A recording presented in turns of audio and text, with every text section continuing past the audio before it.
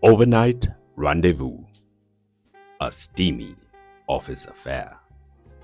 Chapter 2, The Elevator Conspiracy. By midday, the usual hustle returned to the office. Bright overhead lights, the clatter of keyboards, muted phone calls. It all felt normal. Except Ava felt an undercurrent thrumming beneath the routine. She glimpsed Damon through the glass partition, busy at his station. Tie crisp and posture straight as he reviewed spreadsheets with laser focus.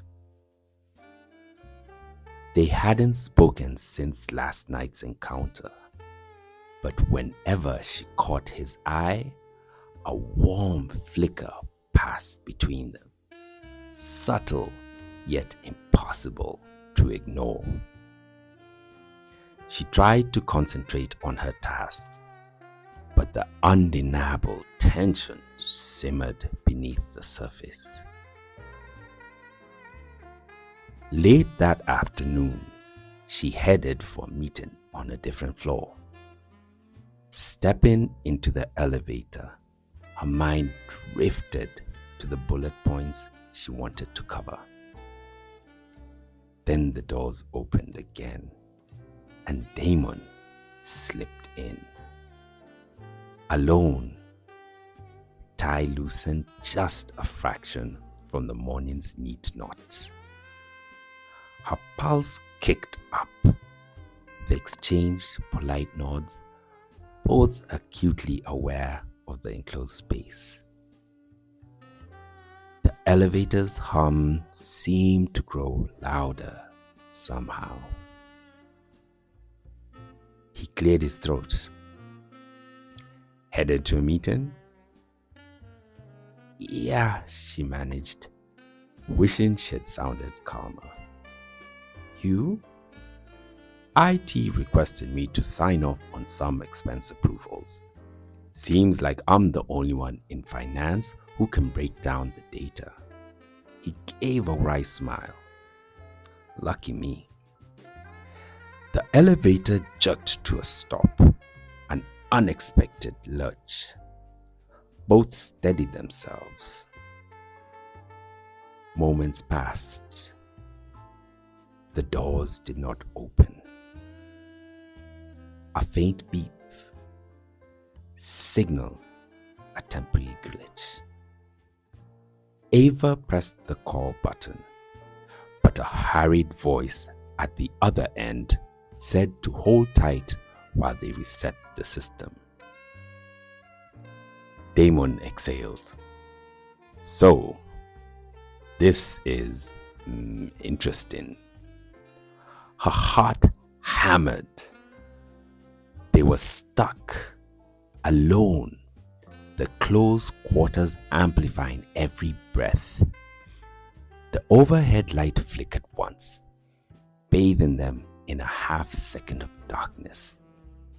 Instinctively, she found herself shifting closer, pressing her back against the wall.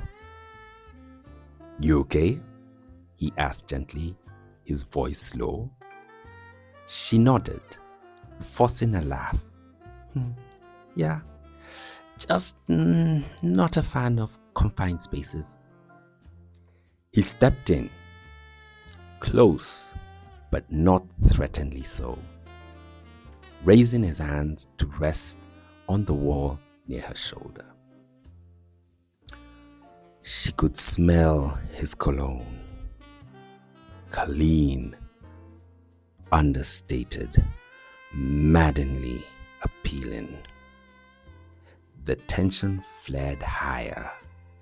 It felt both reckless and undeniably hot. It'll be fine, he said, a reassuring tone in his voice that slipped into something deeper when their eyes met. But if you need a distraction. He didn't finish his sentence. He didn't need to.